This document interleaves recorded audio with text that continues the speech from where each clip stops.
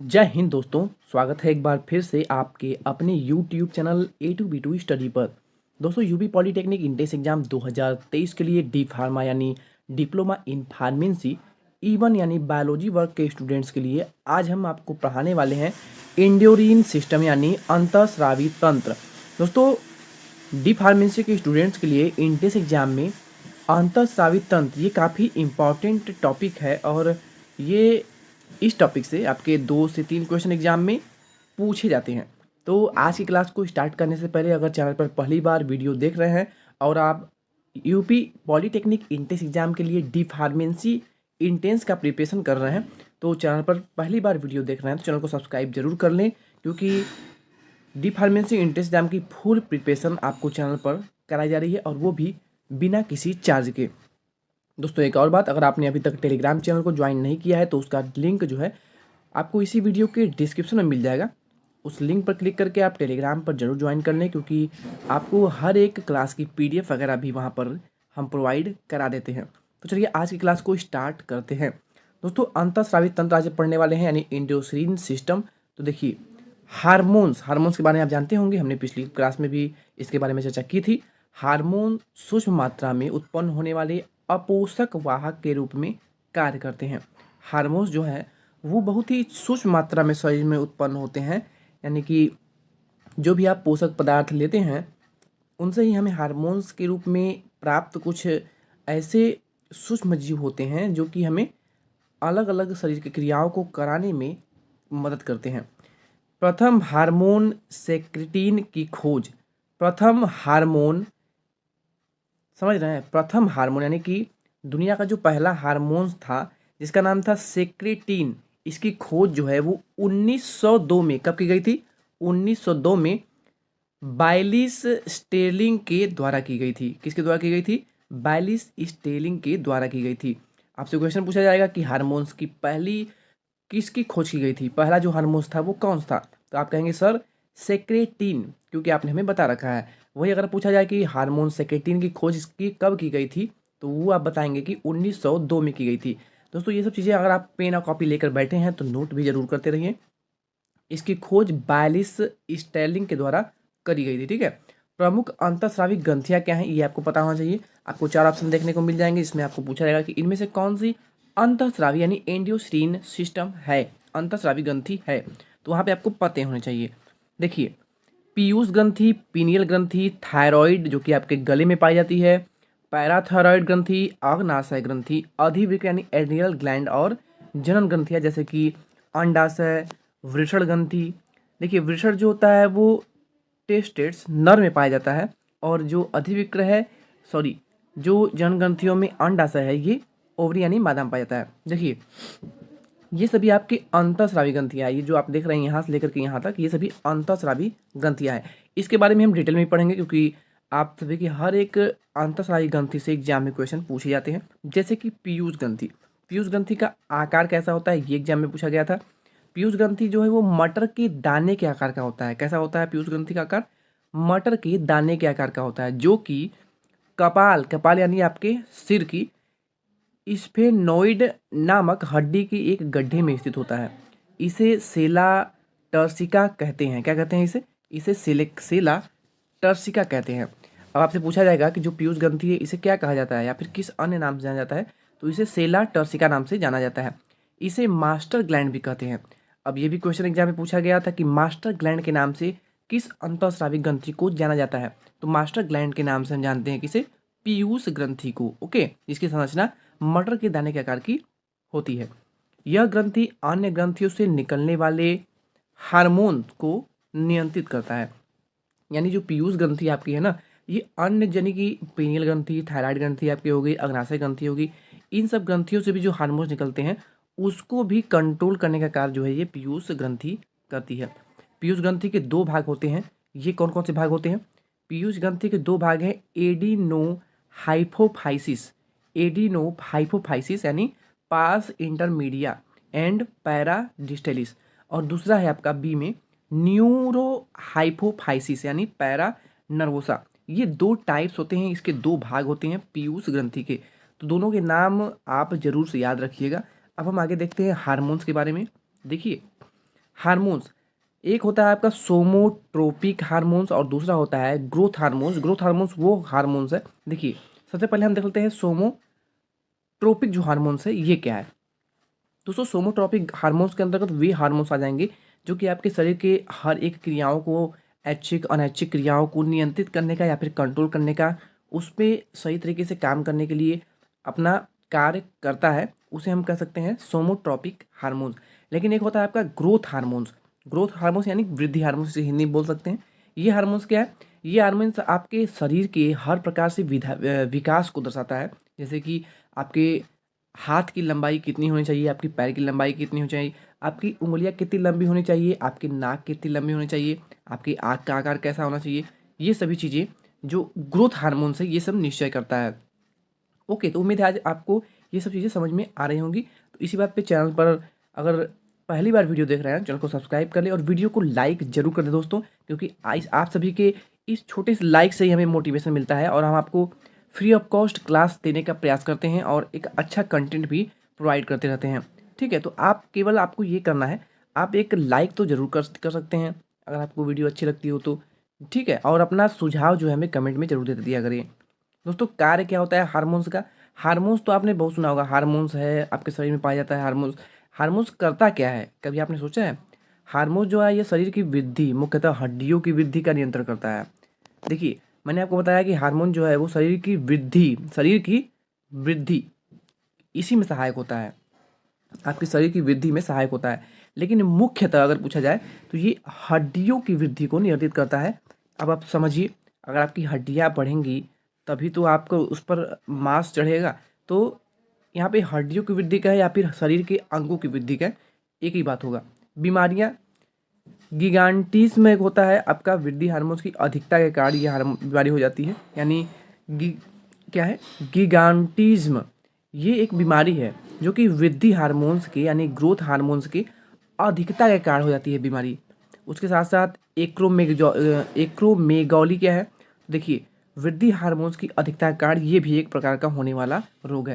अब हम देखेंगे वृद्धि हार्मोन्स की कमी अगर हो गई शरीर में क्या होगा, तो ड्वाराफिज्म हो जाएगा। ड्वाराफिज्म जो है ये वृद्धि हार्मोन्स की कमी के कारण होगा। ड्वाराफिज्म क्या होता है, शरीर जो व्यक्ति का शरीर होता है वो ठीक तरीके से उसका विकास नहीं हो पाता है। ठीक है, या तो वो बच्चों की तरह बिहेव करेगा या फिर उसके शरीर के किसी एक अंग जो है वो छोटा ही रह जाएगा, ये सभी इसके लक्षण हो सकते हैं। TSH यानी थायराइड स्टिमुलेटिंग हार्मोन्स, ये क्या है, यह थायराइड ग्रंथि को हार्मोन साबित करने के लिए प्रेरित करता है। TSH जो है यानी थायराइड स्टिमुलेटिंग हार्मोन जो है, यह थायराइड ग्रंथि जो कि आपके गले में जो होती है ना, जैसे आपने देखा होगा ज़्यादातर लड़कों में आपने देखा होगा जो कि 18 से 20 वर्ष के होते हैं, इनमें एक जो गले की हड्डियाँ होती हैं वो बाहर निकली होती हैं। ठीक है, और ये ज़्यादातर महिलाओं में नहीं, बिल्कुल बल्कि केवल और केवल पुरुषों में ही देखने को मिलता है। ठीक है, यानी मेल में ही देखने को मिलता है। यह थायराइड ग्रंथि को हार्मोन स्रावित करने के लिए प्रेरित करता है, यानी TSH जो है वो थायराइड ग्रंथि को हार्मोन स्रावित करने के लिए प्रेरित करता है। ठीक है, इसके बाद आता है आपका ACTH यानी एडिनोकार्टिकोटॉपिक हार्मोन्स। एडिनल कार्टिक के स्राव को नियंत्रित करता है। क्या करता है, एडिनल कार्टिक के स्राव को नियंत्रित करता है कौन, ACTH। इसका फुल फॉर्म जरूर याद रखिएगा, गोनोडोट्रोपिक। ये क्या है, यह जनन अंगों को कार्यों का नियंत्रण करता है और ये 2 प्रकार का होता है। ये जो आपका गोनाडोट्रोपिक है यह एक प्रकार का हार्मोन है, यह जनन अंगों के कार्यों का नियंत्रण करता है। जनन अंग जो कि मादा और पुरुष दोनों में पाए जाते हैं। FSH फोलिकल स्टिमुलेटिंग हार्मोन से बोलते हैं, इसका फुल फॉर्म जरूर याद रखिएगा, मैं बार बार बोल रहा हूँ। LH इसका फुल फॉर्म है ल्यूटेनिसिंग हार्मोन। ओके, तो मैं आपको बार बार बता रहा हूँ, इसका फुल फॉर्म जरूर याद रखिएगा। केवल फुल फॉर्म से भी एग्जाम में क्वेश्चंस पूछे गए हैं, अगर आप प्रीवियस ईयर क्वेश्चन पेपर निकाल कर देखते हैं तो। उसी प्रकार दोस्तों यहाँ पे आप देख सकते हैं FSH, यह क्या करता है, तो यह विसरण की शुक्र जनन नलिकाओं से शुक्राणु जनन में सहायता करता है। FSH, ठीक है, यह विसरण की शुक्र जनन नलिकाओं से शुक्राणु जनन में सहायता करता है। यह अंडाशय में फॉलिकल वृद्धि में मदद करता है। और उसके बाद B आपका आता है LH, जो कि मैंने आपको ऊपर बताया था। इसकी सहायता से अंतरालिक कोशिकाओं यानी इंटरस्टिटियल सेल्स में टेस्टोस्टेरोन हार्मोन एवं मादा में ओएस्ट्रोजेन हार्मोन स्रावित करता है। ओके, लैक्टोट्रोपिक हार्मोन ये एक प्रकार का हार्मोन है और इसका मुख्य कार्य शिशुओं के लिए स्तनों में दूध स्राव उत्पन्न करना है। ये तो आप अच्छे से समझ सकते हैं। ओके, आगे चलते हैं दोस्तों। उम्मीद है कि आपको क्लास अच्छी लग रही होगी और अगर क्लास अच्छी लग रही है तो प्लीज़ लाइक ज़रूर कर दें वीडियो को। और हाँ, अगर आपको कुछ भी डाउट है तो आप कमेंट में ज़रूर बताएं और अपना सुझाव भी हमें ज़रूर दें। थायराइड ग्लैंड, इसके बारे में आपने सुना होगा। थायराइड ग्लैंड यानी थायराइड ग्रंथि भैया, यह मनुष्य के गले में श्वास नली के ट्रेचिका के दोनों ओर लाइरिक्स के नीचे स्थित होती है। देखा होगा, मैंने आपको ऊपर अभी बताया था कि नॉर्मली ये पुरुषों में ही यानी मेल में देखने को मिलता है। इससे निकलने वाला हार्मोन थायरॉक्सिन शरीर में आयोडीन की कमी नहीं होने देता है। देखिए, जो थायराइड ग्रंथि होती है ना, ये आपके शरीर में अगर आयोडीन की कमी हो जाती है तो ये ग्रंथि जो है वो बहुत अधिक मात्रा में बढ़ जाता है। और आपने देखा होगा बहुत से टीवी वगैरह ऐड वगैरह में कि उसमें जो मनुष्य का गला होता है वो काफ़ी फूल जाता है, सूज जाता है और उसे घेंघा नामक एक रोग हो जाता है, जो कि आयोडीन की कमी से होने वाला एक प्रकार का रोग है। ठीक है, तो आयोडीन की कमी को रोकने का कार्य यानी आयोडीन की कमी शरीर में न हो, इसी के लिए हमें ये जो थायराइड ग्लैंड है ना, ये मेंटेन करने का कार्य करता है आयोडीन की मात्रा को। ओके, थायरॉक्सिन की कमी होने से होने वाला रोग जो है वो घेंघा है, मैंने आपको बता दिया, गोइटर। ओके, गोइटर यानी घेंघा। भोजन में आयोडीन की कमी से यह रोग होता है तथा इस रोग में थायराइड ग्लैंड का आकार बड़ा हो जाता है। मैंने आपको बताया अभी, थायराइड ग्लैंड का जो आकार है वो बड़ा हो जाता है। दोस्तों, आयरन, अगर आप पूछेंगे कि सर आयोडीन जो है ये हमें कहाँ से मिल सकता है, तो दोस्तों नॉर्मली आपने सुना होगा आयोडीन का एक नमक भी आता है, टाटा सॉल्ट जिसे बोलते हैं। और इस टाटा के नमक में आयोडीन की कुछ मात्रा मिलाई होती है और वो मात्रा 1 से 2 ग्राम ही होती है। पूरे 1 किलो की अगर बात करें नमक में हम, वो मात्रा काफ़ी होती है एक मनुष्य के लिए, कि उससे अधिक मात्रा जो है वो नुकसानदेह भी हो सकता है। तो आयोडीन की कुछ मात्रा ही आपके लिए शरीर में घेंघा न हो इसके लिए काफ़ी होता है।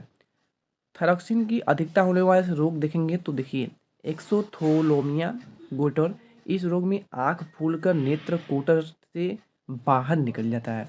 आँख जो है वो आपका बहुत ज़्यादा सूज जाएगा और फूलकर ये कोटर से बाहर निकल जाएगा। ये है आपका थायरॉक्सिन की कमी से होने वाला, अधिकता से होने वाला रोग। इसके बाद है पैराथायरॉइड ग्लैंड। ठीक है, अगला आपका पैराथायरॉइड ग्लैंड है। यह गले में थायराइड ग्लैंड के ठीक पीछे स्थित होता है। इसमें 2 हार्मोन स्रावित होते हैं। पैराथायरॉइड हार्मोन से होता है आपका, यह हार्मोन तब स्रावित होता है जब रक्त में Ca यानी कैल्शियम की मात्रा कम हो जाती है। आपके शरीर में कैल्शियम की मात्रा जब कम हो जाएगी, आपकी हड्डियाँ कमज़ोर वगैरह हो जाएंगी। ठीक है, कैल्शियम की मात्रा कम हुई, हड्डियाँ कमज़ोर हुई, क्योंकि कैल्शियम की आपकी हड्डियाँ बनी होती हैं, तो आप समझ सकते हैं। ओके, तो पैराथायरॉइड हार्मोन जो है वो जो आपका गले में होता है ना, निकला हुआ बाहर का भाग जो थायराइड ग्लैंड होता है, इसके ठीक पीछे होता है। ठीक है, पेशियों के संकुचन के लिए कैल्शियम आयन की आवश्यकता होती है। पेशियों के संकुचन के लिए, मत समझ रहे हैं, आपकी हड्डियाँ जो हैं उसे ठीक तरीके से काम करने के लिए और उन्हें सही तरीके से काम करते रहें, इसके लिए पेशियों के संकुचन के लिए क्या, कैल्शियम आयन की आवश्यकता होती है। कैल्सिटोनिन हार्मोन क्या है, तो यह हार्मोन तब स्रावित होता है जब रक्त में कैल्शियम की मात्रा अधिक हो जाती है। दोस्तों, मैं जितने भी हार्मोन्स आपको बता रहा हूँ, हो सके तो इसे प्लीज़ कर रहा हूँ, नोट करते रहिए, क्योंकि बाद में आप ये नहीं कहिएगा कि सर आपने पढ़ाया नहीं था। ये सभी के सभी बहुत ही ज़्यादा इंपॉर्टेंट है। मैं आपको ऐसे ही नहीं पढ़ा रहा हूँ, थ्योरी पढ़ाने का ये उद्देश्य बिल्कुल भी नहीं है कि आपको केवल टाइम पास किया जाए। आपको हर एक चीज़ें याद होनी चाहिए, क्योंकि इसके बाद हम ऑब्जेक्टिव की सीरीज़ शुरू करने वाले हैं, तो उसमें आपको हर एक चीज़ समझ में आए और आप उसका आंसर भी तुरंत तुरंत दे पाएँ। ओके दोस्तों, अधिवृक्क ग्रंथि के बारे में थोड़ा पढ़ लेते हैं। इसमें 2 भाग होते हैं। अधिवृक्क ग्रंथि, इसके 2 भाग होते हैं, कोर्टेक्स एंड मेडुला। हालांकि इसके बारे में हमने पिछली क्लास में भी थोड़ा सा पढ़ा था। कोर्टेक्स जो है, ये कोर्टेक्स से निकलने वाला हार्मोन जो है, इसमें कौन कौन से हार्मोन्स होते हैं, ग्लूकोकोर्टिकाइड, ये हार्मोन कार्बोहाइड्रेट, प्रोटीन एवं वसा के उपापचय को नियंत्रित करने का कार्य करता है तथा इनकी रक्त में मात्रा इसी हार्मोन से नियंत्रित होती है। आपको बता दें कि जो कोर्टेक्स हार्मोन से अगर इसकी अधिकता भी हो गई तो आपके शरीर के लिए घातक साबित हो सकता है। दूसरा आपका है मिनरेलो कॉर्टिकोइड। ओके, इसका मुख्य कारण वृक्क नलिकाओं द्वारा लवण के पुनः अवशोषण एवं शरीर में अन्य लवणों की मात्रा को नियंत्रित करना है। ये सभी हार्मोन्स मिल करके आपके शरीर के हर एक अंग को, हर एक चीज़ को कैसे वर्क करना है, उसको सही तरीके से सुचारू रूप से चलाने का कार्य करती है। किसी की मात्रा अधिक हो गई या फिर कमी हो गई तो आपके शरीर में अलग अलग प्रकार के रोग उत्पन्न होने लगते हैं। तो हार्मोन्स की आवश्यकता आप समझ सकते हैं शरीर के लिए क्यों इतना ज़्यादा है। अधिक ग्रंथि के कोर्टेक्स भाग के खराब हो जाने पर क्या होता है कि इसमें एडिशंस बीमारी हो जाती है। ठीक है, मेडुला इससे निकलने वाले हार्मोन जो है वो पहला आपका है इपिनेफ्रिन। कौन सा? इपिनेफ्रिन। और उसी प्रकार दूसरा जो है वो है आपका नॉन एपिनेफ्रिन। ये दोनों हार्मोन्स हृदय के सामान्य कार्य के लिए जिम्मेदार होते हैं। आपका हृदय समान तरीके से कार्य कर सके इसके लिए जो हार्मोन्स जिम्मेदार हैं वो है इफिरिन एंड नॉन इफिरिन। ये दो हार्मोन्स आपके हृदय को नियंत्रित करने का करते हैं। अब हम अगला ग्रंथि पढ़ेंगे अग्नाशय ग्रंथि। ओके, इसमें आपको हमने पिछली क्लास में पढ़ाया था। देखिए अल्फा बीटा एंड गामा, ये 3 प्रकार के जो हार्मोन्स हैं वो कंट्रोल करते हैं आपके अग्नाशय ग्रंथि को। ठीक है, अल्फा सेल ग्लूकेगोन यह ग्लाइकोजन ग्लूकोज में परिवर्तित करता है। बीटा सेल जो है वो इंसुलिन यह ग्लूकोज ग्लाइकोजन में परिवर्तित करता है। और गामा जो है सेल ये सेमोटोस्टाइलिन को बचे हुए भोज्य पदार्थों को अवशोषण करने में सहायता करता है। छोटी याद से। ओके, अब हम पढ़ेंगे जनन ग्रंथि। ओके, अंडाशय ओवरी निकलने वाले हार्मोन्स, अंडाशय यानी ओवरी निकलने वाले जो हार्मोन्स हैं वो आपको अंडाशय को नियंत्रित करते हैं। ओस्ट्रोजेन क्या है? तो यह अंडवाहिनी के परिवर्धन को पूर्ण करता है। ओके, ओस्ट्रोजन जो हार्मोन्स है ये आपके अंडवाहिनी के परिवर्धन को पूर्ण करता है, यानी उसके एक बार आपका जो ओवरी बना उसके बाद दूसरा ठीक है बनेगा तो इसको नियंत्रित करने का कार्य करता है। कौन सा? ओएस्ट्रोजेन। उसके बाद आता है आपका प्रोगेस्टेरोन। ये क्या ग्रंथि क्या है? ये हार्मोन क्या करता है? तो यह ओएस्ट्रोजेन से सहयोग करके स्तन वृद्धि में सहायता करता है। Oxytocin relaxin. ओके, इसको रिलैक्सिन हार्मोन भी कहते हैं और ऑक्सीटोसिन बोलते हैं। गर्भावस्था में यह अंडाशय गर्भाशय में उपस्थित होता है और बच्चे के आसानी से पैदा होने में सहायता करता है। इसके बाद आपका विषय ये भी एक प्रकार का ग्रंथि है। देखिए टेस्टोस्टेरोन हार्मोन्स यह पुरुषोचिन लैंगिक लक्षणों में परिवर्तन में सहायता करता है। नोट, डायबिटीज़ जो है ये 2 प्रकार का होता है। ठीक है, डायबिटीज़ इंसिपिडस होता है एक, जिसमें कि यह वेसोप्रेसिन या एडीएच यानी एंटी डायबिटिक हार्मोन्स की कमी से होता है। दूसरा आपका होता है डायबिटीज मेलिटस, यह इंसुलिन की कमी से होता है। इंसुलिन की कमी से जो रोग होने वाला है वो है डायबिटीज। ये 2 प्रकार का होता है, मैंने आपको बताया कौन कौन सा। पहला आपका ये हो गया और एक ये हो गया। अब यहाँ पे आपको मैं कुछ और बताना चाहता हूँ। इंसुलिन की कमी से होता है आपको डायबिटीज़।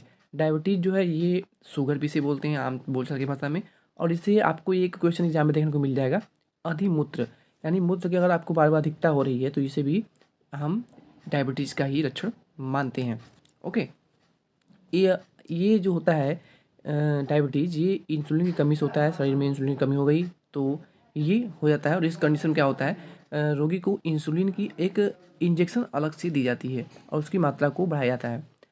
अधिवृक्क ग्रंथि से निकलने वाले हार्मोन्स एड्रेनलिन को लड़ो और उड़ो हार्मोन कहा जाता है।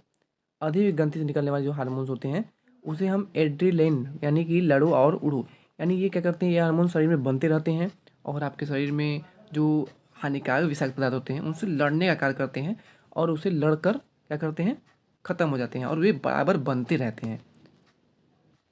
यानी कि अगर ये परमानेंटली बात करें कि ये परमानेंटली आपके शरीर में स्टोर रहते हैं तो ये स्टोर नहीं रहते हैं। ये आपके जो भी आप भोजन कर रहे हैं, जो भी आप ग्रहण करते रहते हैं उससे ये हार्मोन्स बनता रहता है और शरीर के विभिन्न भागों से लड़ने का कार्य करता है। ठीक है, तो उम्मीद है आपको ये भी समझ में आ गया होगा। तो दोस्तों आज हमने पढ़ा डिटेल में अंतःस्रावी ग्रंथियों के बारे में, बहुत सारी ग्रंथियों के बारे में और हार्मोन्स के बारे में भी पढ़ा। तो ये क्लास बहुत ही ज़्यादा इंपॉर्टेंट थी। तो उम्मीद है आपको क्लास अच्छी लगी होगी और आप बहुत सी चीज़ें इसमें सीखने को मिली होंगी। तो अगर वीडियो अच्छी लगी हो तो चैनल को सब्सक्राइब करके बेल आइकन को प्रेस भी कर लें और जिससे आपको आने वाली हर एक वीडियो का नोटिफिकेशन मिलता रहेगा। और दोस्तों अगर आपने अभी तक टेलीग्राम को ज्वाइन नहीं किया है तो ज़रूर ज्वाइन कर लें, क्योंकि वहाँ पर आपको टेस्ट सीरीज भी देखने को मिल जाएंगे बहुत सारे, और आपको वहाँ पे क्विज भी कराते रहते हैं और बहुत सारी PDF मटेरियल भी आपको वहाँ पे मिल जाती हैं।